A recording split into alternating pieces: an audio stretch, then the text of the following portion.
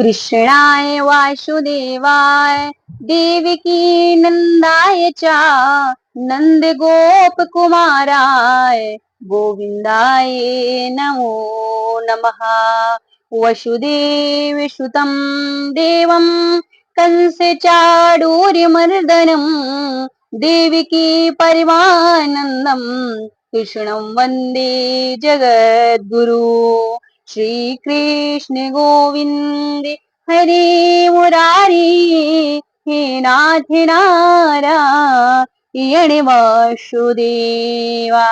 जय श्री कृष्णा। आप सभी को श्री कृष्ण जन्माष्टमी की हार्दिक शुभकामनाएं।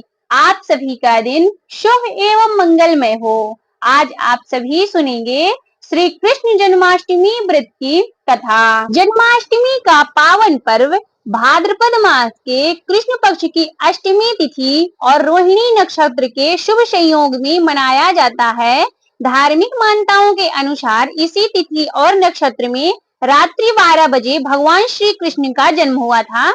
ऐसे में जिस दिन ऐसा संयोग बन रहा हो उसी दिन जन्माष्टमी मनाई जाती है। लेकिन इस बार अष्टमी तिथि और रोहिणी नक्षत्र अलग अलग दिन पड़ रहा है। ज्योतिषी के अनुसार इस तिथि में जिस दिन अष्टमी तिथि पड़ रही है उस दिन जन्माष्टमी का त्योहार मनाया जाएगा। जो तो आपको बता दें 2025 में भादो कृष्ण पक्ष की अष्टमी तिथि 15 अगस्त की रात्रि 11:49 से शुरू होकर 16 अगस्त की रात्रि 9:34 पर रहेगी।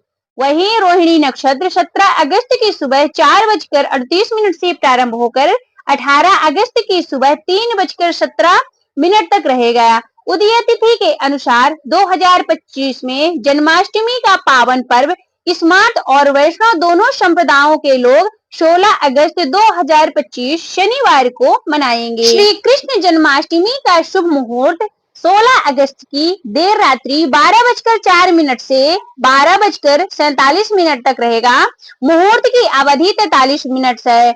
अष्टमी तिथि प्रारंभ होगी 15 अगस्त 2025 को रात्रि 11:49 पर। अष्टमी तिथि का समापन है 16 अगस्त 2025 को 9:34 पर। रोहिणी नक्षत्र प्रारंभ होगा 17 अगस्त 2025 को सुबह 4:38 से। रोहिणी नक्षत्र का समापन होगा 18 अगस्त 2025 को सुबह 3:17 तक। जन्माष्टमी व्रत का पारण का समय है 17 अगस्त को 8:51 के बाद। जन्माष्टमी के दिन भगवान श्री कृष्ण का जन्मोत्सव मनाया जाता है। इस दिन श्री विग्रह को पंचामृत से स्नान कराया जाता है। माखन मिश्री एवं पंचमेवा आदि का भोग लगाया जाता है। इस दिन भगवान के भोग में धनिया की पंजीरी को सम्मिलित करना बहुत ही शुभ माना जाता है। जन्माष्टमी के दिन पूरे दिन श्री कृष्ण का नाम स्मरण करते रहें। ओम नमो भगवते वासुदेवाय, ओम कृष्णाय नमः। पूजा स्थल पर एक चौकी पर पीला या फिर सफेद कपड़ा बिछाएं। उस पर श्री लड्डू गोपाल जी के विग्रह को स्थापित करें। फिर उन्हें झूले में विराजमान करें। लेकिन झूला नहीं है तो उन्हें सुंदर आसन पर भी आप विराजमान कर सकते हैं।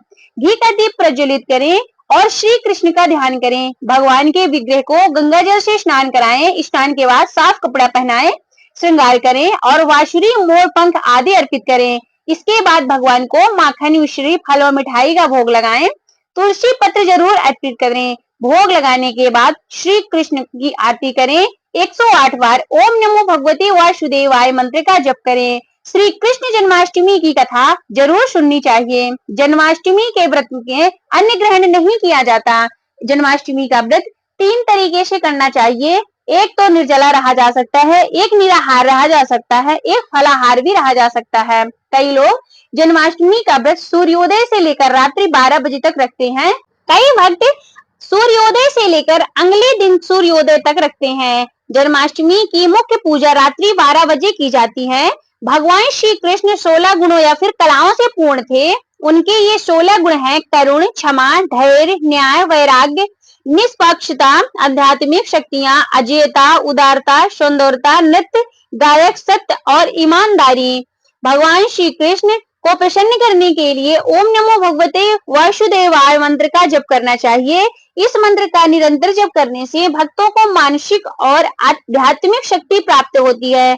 साथ ही घर परिवार में सुख समृद्धि का निवास रहता है। वास्तु के अनुसार जन्माष्टमी के शुभ अवसर पर आपको कदम्ब के पेड़ की एक टहनी लाकर अपने घर के पूजा स्थल पर रख देनी चाहिए। माना जाता है कि इससे घर का वास्तु सुधरता है और सुख समृद्धि प्राप्त होती है। जन्माष्टमी पर खीरा काटना भगवान श्री कृष्ण का जन्म का प्रतीक है। आधी रात को जब भगवान श्री कृष्ण का जन्म होता है तब खीरा काटकर उनके बीज निकालकर उसे नाभि छेदन निनाल काटना का प्रतीकात्मक क्रिया के रूप में मनाया जाता है। खीरे का डंठल गर्भनाल का प्रतीक माना जाता है और इसे काटकर भगवान श्री कृष्ण को माता देवकी के गर्भ से अलग करने की रस्म निभाई जाती है। भाद्रपद कृष्ण अष्टमी को श्री कृष्ण जन्माष्टमी कहते हैं क्योंकि यह इस दिन भगवान श्री कृष्ण के जन्मोत्सव के रूप में मनाया जाता है। इसी तिथि को घनघोर अंधेरी रात को रोहिणी नक्षत्र में मथुरा के कारागार में वसुदेव की पत्नी देवकी के गर्भ से भगवान श्री कृष्ण ने जन्म लिया था। यह तिथि उसी शुभ घड़ी की याद दिलाती है और सारे देश में बड़ी ही धूमधाम से मनाई जाती है। जन्माष्टमी के दिन भगवान श्री कृष्ण के जन्म संबंधित कथा भी सुनते एवं सुनाते हैं, जो इस प्रकार है। द्वापर युग में भोजवंशी राजा उग्रसेन मथुरा में राज्य करते थे। उनके आतताई पुत्र कंस ने उन्हें गद्दी से उतार दिया और स्वयं मथुरा का राजा बन बैठा। कंस की एक बहन देवकी थी, जिसका विवाह वसुदेव नामक यदुवंश सरदार से हुआ था।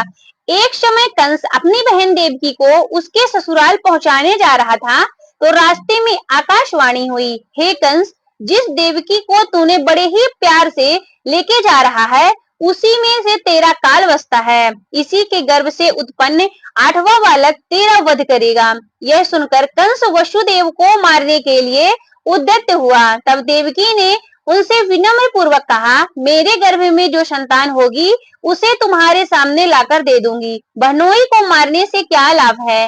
कंस ने देवकी की बात मान ली और मथुरा वापस चला गया। उसने वसुदेव और देवकी को कारागृह में डाल दिया। वसुदेव देवकी के एक एक करके सभी पुत्रों को मार डाला। 8वां बच्चा होने वाला था। कारागार में उन पर कड़े पहरेदार बिठा दिए गए। उसी समय नंद की ये पत्नी यशोदा ने भी एक कन्या को जन्म दिया। उन्होंने वसुदेव देवकी के दुखी जीवन को देखकर 8वें बच्चे की रक्षा का उपाय रचा। जिस समय वासुदेव देवकी को पुत्र पैदा हुआ उसी समय संयोग से यशोदा के गर्भ से एक कन्या का जन्म हुआ, जो और कुछ नहीं सिर्फ माया थी। जिस कोठरी में देवकी वसुदेव कैद थे उसमें अचानक प्रकाश हुआ और उनके सामने शंख चक्र गदा पद्म धारण किए हुए चतुर्भुज भगवान प्रकट हुए। दोनों भगवान के चरणों में गिर पड़े। तब भगवान ने उनसे कहा कि अब मैं पुनः नवजात शिशु का रूप धारण कर लेता हूँ। तुम मुझे इसी समय अपने मित्र नंद जी के घर वृंदावन में भेजाओ और उनके यहाँ जो कन्या जन्मी है उसे लाकर कंस के हवाले कर दो। इस समय वातावरण अनुकूल नहीं है, फिर भी तुम चिंता ना करो। जागते हुए पहरेदार सो जाएंगे, कारागृह के फाटक अपने आप खुल जाएंगे और उफनती अथाह यमुना तुमको पार ले जाने का मार्ग देगी। उसी समय वसुदेव नवजात शिशु रूप में श्री कृष्ण को सूप में रखकर कारागृह से निकल पड़े और अथाह यमुना को पार कर नंद जी के घर पहुंचे। वहां उन्होंने नवजात शिशु को यशोदा के साथ सुला दिया और कन्या को लेकर मथुरा आ गए। कारागृह के फाटक पूर्ववत बंद हो गए। अब कंस को सूचना मिली कि वसुदेव देवकी को बच्चा पैदा हुआ है। उसने बंदी गृह में जाकर देवकी के हाथ से नवजात कन्या को छीनकर पृथ्वी पर पटक देना चाहा, परंतु वह कन्या आकाश में उड़ गई और वहां कहा कि अरे मूर्ख, तुझे मारने से क्या होगा, तुझे मारने वाला तो पैदा हो चुका है, वह वृंदावन जा पहुंचा है, वह जल्द ही तुझे तेरे पापों का दंड देगा। स्कंद पुराण के अनुसार जो भी व्यक्ति ये जानकर श्री कृष्ण जन्माष्टमी को व्रत नहीं करता वह मनुष्य जंगल में सर्प और व्याघ्र होता है। ब्रह्मा पुराण का कथन है कि कलयुग में भाद्रपद मास के कृष्ण पक्ष की अष्टमी में 28वें युग में देवकी के पुत्र श्री कृष्ण उत्पन्न हुए थे। यदि दिन या रात में कला मात्र भी रोहिणी ना हो तो विशेषकर चंद्रमा से मिली हुई रात्रि को इस व्रत को करें। भविष्य पुराण का वचन है, श्रावण मास के शुक्ल पक्ष की कृष्ण जन्माष्टमी व्रत को जो मनुष्य व्रत नहीं करता वह क्रूर राक्षस होता है। केवल अष्टमी तिथि में ही उपवास करना कहा गया है। यदि वही तिथि रोहिणी नक्षत्र से युक्त हो तो जयंती नाम से संबोधित की जाएगी।